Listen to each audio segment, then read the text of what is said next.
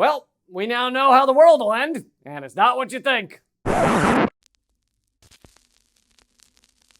ever play the game, How Do You Think the World Will End? You know, there's the standard answers: nuclear war, out of control earthquakes, death by chocolate, one of those desserts at a family restaurant, and asteroids. Those are always popular, right?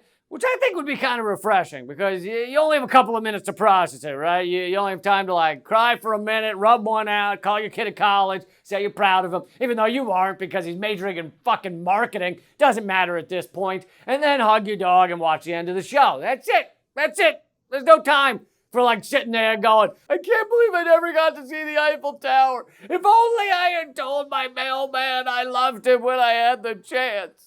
All that stupid shit. You don't have time for it. Just a few minutes, then you're charbroiled or you're under a tsunami with an eel living in your eye socket. It's over quick, you know? But we all ignore the truth. We know how the world will end. It's already happening. Idiocy! Straight up, unadulterated, fucking dopes. Look around you. Half the country's on fire or underwater. Cattle are dropping dead in the thousands. Literally in June, a third of the U.S. was told not to go outside our homes because it's too hot. And yet people act like climate catastrophe isn't killing us? I thought we had all agreed that the moment we know some shit is going down is when we're told, don't go outside. When these clowns come on the news and say, outside your isolation box is bad for your health, that's the sign shit is fucked up. And you have to start collecting Pop-Tarts and peanut M&Ms in the basement. Get the peanut M&Ms because they're hardier. They'll last longer. But in the past, it was always in an isolated area. It was like, if you live in Detroit, stay inside. If you live near 3 Mile Island, don't go outside, right? That kind of stuff. Now it's different. Now it's just, warning, everybody everywhere. Just so you know, the outside world is toxic. The outside world is not suitable for human existence, just so you know. Only aquatic animals and some kind of snail should be outside. Unless you're one of those two things, don't try it. Don't try it. At what point do we realize our government is trash? Both parties. Isn't it when the outside world is deadly and they haven't done shit about it? These fucking nimrods are giving speeches about how they don't want the wrong gender in the public bathroom, or we need to bomb Venezuela, or we need to give tax breaks to billionaires. Shut up, you fucking rich morons. The outside world is no longer habitable, you human viruses. Do you think anyone cares about stopping immigrants or bathroom genders or critical race theory when they're on fire? No! This world will end by idiocy. Idiocy to death. That's what it is. That's what it is. The environment is no longer livable, and we're more concerned about whether Amazon will still deliver the right kind of cat food. Hi, Dubers doesn't like the pate-style tuna wet food. She only eats the shredded tuna wet food. So I was wondering, are you guys still delivering overnight, even though it's 124 degrees outside and most car tires are melting to the pavement? Oh, you are? Okay, great. Could you send your guy immediately? And if I have a fire extinguisher if he needs to put his shoes out. He can't have any water though. I'm rationing that. And look, I'm not exempting myself from this madness. I have a cat. She only eats the shredded, chunky, wet food. And I don't know if she's gonna make it. I told her that. She knows.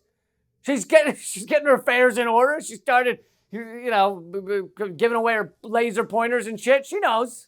But I also acknowledge in the scope of things that cat food is not the top priority. Top priority is probably that all the plants are wilting and the insects are dying by suicide. A dragonfly went into my windshield the other day, and I'm almost certain that right before he hit, I saw in his eyes, he was like, oh, thank God. We are the dumbest fucking species. There's nothing as dumb as us on this planet, hell, in the galaxy. Nothing. We are killing ourselves, and there's like 10 people talking about it. Even the shithead meteorologists are like, it's December, but it feels like August outside. Put your bathing suits on, kids. The weather is great out. It's not great. It's deadly. What you're doing is like celebrating acid rain. Your flesh might melt off outside, kids. Have a great day, huh? Every meteorologist should be left outside the middle of like the tarmac at Atlanta International Airport in the middle of August. Just naked, no parasol, just nothing. Just see how they do. You stay out there, you think about what you're doing. And of course, the American empire gets our power from the petrodollar. Petroleum sales. Petro. It's in the name. It's in the name. Meaning the moment gas stops being used, the U.S. empire ends. So the largest military and most powerful country in the world will do anything to make sure the world keeps using oil. I'm sure that doesn't have any impact on this equation at all. You know, you don't have to have a tinfoil hat to put those dots together. You don't have to read a lot of subreddits to come to this conclusion. I figured it out. I'm not even that bright. Maybe I'm looking at this all wrong. Humans are fucking idiots. We're killing the planet, not just with CO2 and methane, but also filling the oceans with containers to chicken pad thai and selfie sticks and chopping down 1,000-year-old forests so we can have double soft toilet paper because we like the virgin wood pulp fluffiness on our butts. I have a very delicate butthole, all right? It's like gossamer dandelion spores.